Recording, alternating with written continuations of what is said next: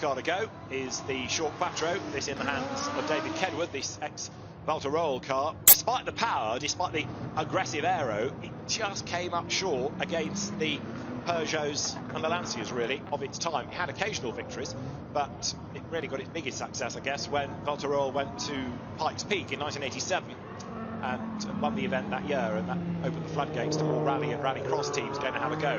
But the Quattro then now making its way up onto the gravel section. The car, of course, from that era where power was everything, and from 1986, it wasn't long, of course, after the dreadful accident in Portugal that year, that the governing body of the sport said enough's enough, and Group B was gone at the end of the year. So many of these cars then found a home in rallycross instead. But this, in the works colours of the time, heads into the chicane then. So running in the demo class, the car with the San Remo rally plate on the back heads up now towards the approach to the donut. Is the next Carlos Sainz Lancia. The Delta gets away. This in the hands of Tim Bendel. It's a great variety of cars that's been assembled here by the Southern Car Club, many of which are Goodwood favourites because they come and do the rally stage at the Festival of Speed every year, but trying something very different this evening.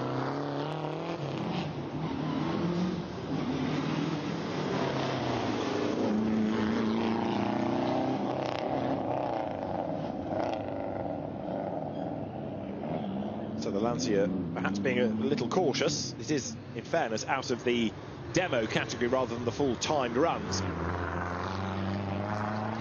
Next on stage as well is Martin Spurrell's Subaru. So rapidly working through the cars. There the Repsol liveried Lancia works its way up towards the hairpin on the exit of Woodcote.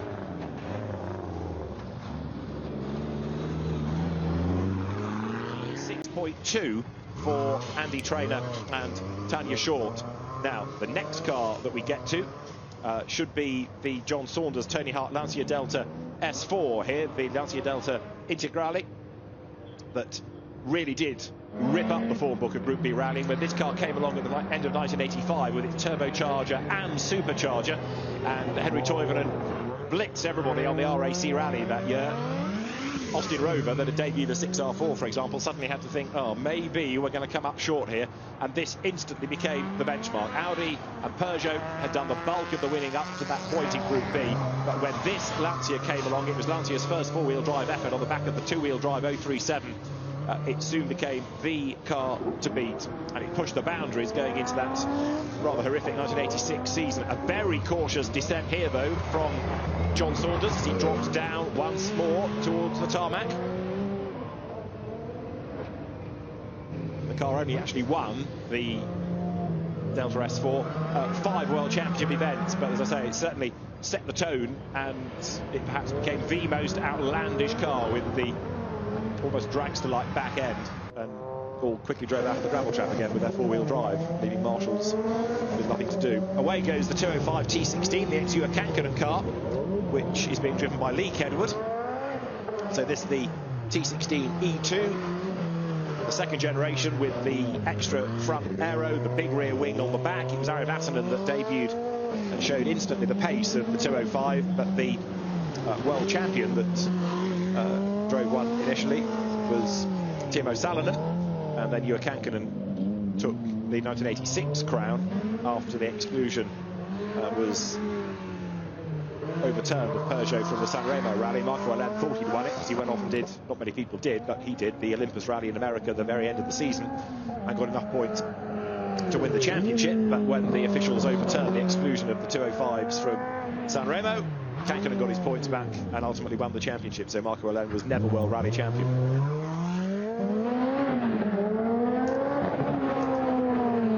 So Lee Kedworth pushing on. 205 T16, another car, of course, that evolved into a very good rallycross car when Group B machinery suddenly needed a new home. But the Peugeot programme, overseen by Jean Todt, who recruited Ari Vatanen, as I say, for the original 205, along with Bruno Sabi, and then went after Timo Salonen and Juha Kankkunen for subsequent seasons. Built a very, very strong team, no doubt about that. And drivers and manufacturers' crowns fell to Peugeot before it elected to rework the cars for rally raids like the Paris-Dakar, and also think about Pikes Peak. So Leek Edward through, goes through the flying finish.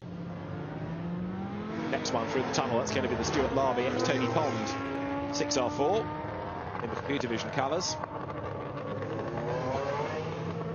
And again, all the optimism for this car soon dispelled, partly by just how good the Lancia was when it made its debut, and then of course partly due to the tragedy in Portugal in 1986 with Joaquin Santos Ford going off the road and killing spectators. It started to herald the end of the road for Group B. So all the manufacturers that had committed, like Austin Rover, like Ford, like others, soon found these cars redundant. Many found a home in rallycross, which then had a golden age with all these unwanted Group B cars needing a home.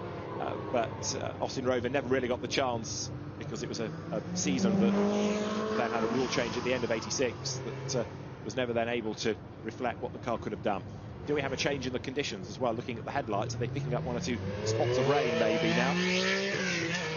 There is still something quite fantastic though about the 6R4 noise, and when the car made its debut on that Lombard RAC rally at the back end of 1985 and Tony Pond hustled it through the forests to take a podium finish, legions of British fans came out and cheered him on, and everyone thought, here we are, British driver, British car, British team, British rallying is on the up. Malcolm Wilson was the man given the second car, his first proper works effort.